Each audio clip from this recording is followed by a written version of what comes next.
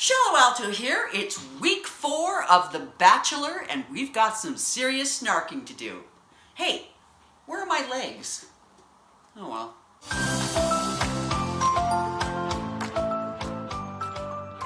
So this week we learned that Ari is even more boring than we thought, an even older man than we thought, and really all he wants to do is find a wife so he can stay home at night and wear his comfy cardigan and jammy pants and stream Netflix. So this week we had 2 one-on-one dates and a group date. Oh my gosh, I think they were trying to torture, maim, and murder those women. Basically, the producers hate all women and basically all of us watching the show. And yet I do have free will. I can look away, but I don't.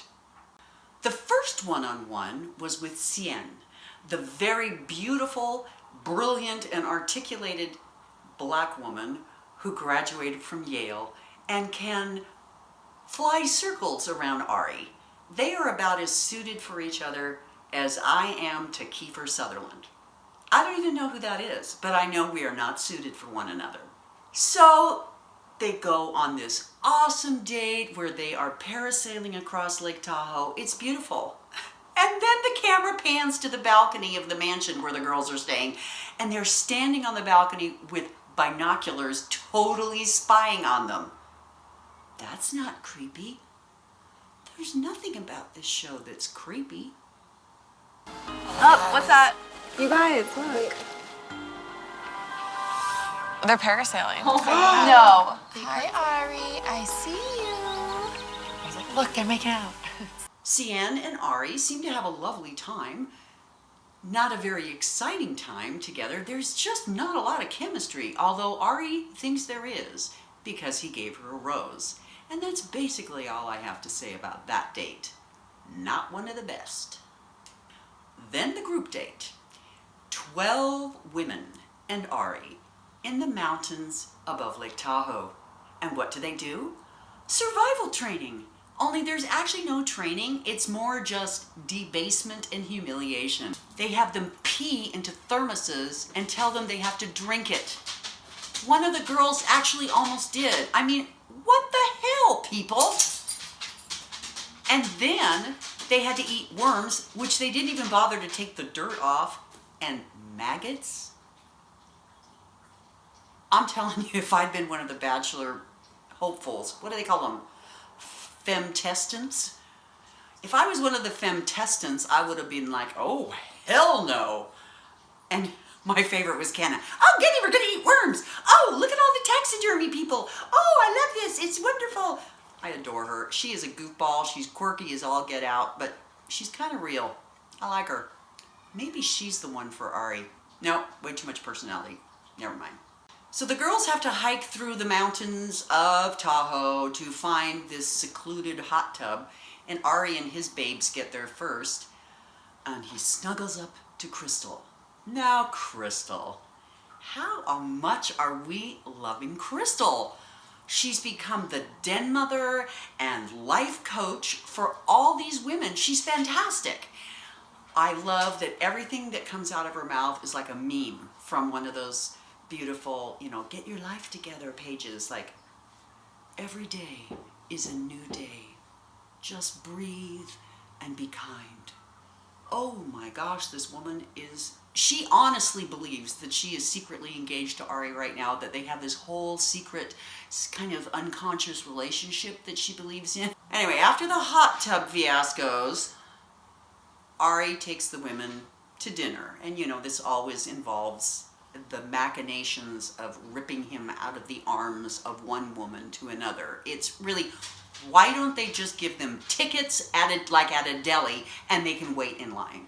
So of course that night the cocktail party, it's not the cocktail party, it's the after date party where they're all talking and everybody is trying to get their time with Ari, and Crystal is losing her mind because she can't figure out why Ari is talking to these other women, because remember, she thinks she's secretly engaged to Ari.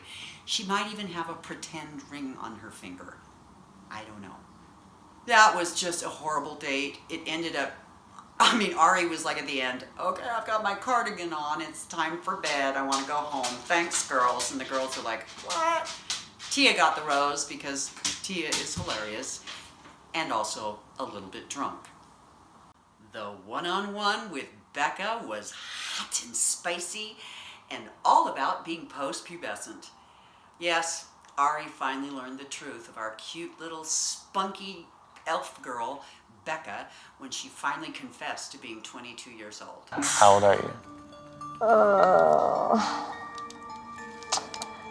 I'm 22. Oh my God. 22. You're so young. After his heart attack and clutching his pearls about her age difference. But here's the thing about Becca.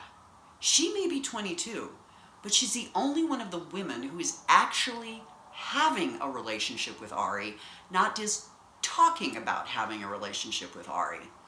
I think he was smart to give her the rose. She's totally unsuited for him. It's not going to work, but she's interesting and she's fun to watch, and I hope they send her to Bachelor in Paradise because, woo, that girl's going to be hot stuff in paradise. Much to the chagrin and anxiety of the women, Ari decided not to have a cocktail party, much to the joy of the audience. However, the women are losing their crap because they're like, this is our last hope. I mean, there are about 6 of these women. Ari doesn't even know what their names are. And some of them got roses, and I was like, I've never seen this woman before in my life. They'll be gone. Don't worry about it. So the big drama was Crystal again, and she had to stop the rose ceremony and pull Ari aside and say more things like, the girls, I just feel so disenfranchised. They don't even like me, and I can't figure it out because I'm the den mother and I take such good care of them and I love them. And Ari's like, don't feel bad. Is it time for bed yet? Well, Crystal did get the rose. They made it into some big drama thing and gave her the last rose, but it was a dud. Ari's a dud. This season's a dud. But next week, we get more! So I'll see you next week for week 5 when we find out more about how really boring and insane this show is. Shallow Alto. Later.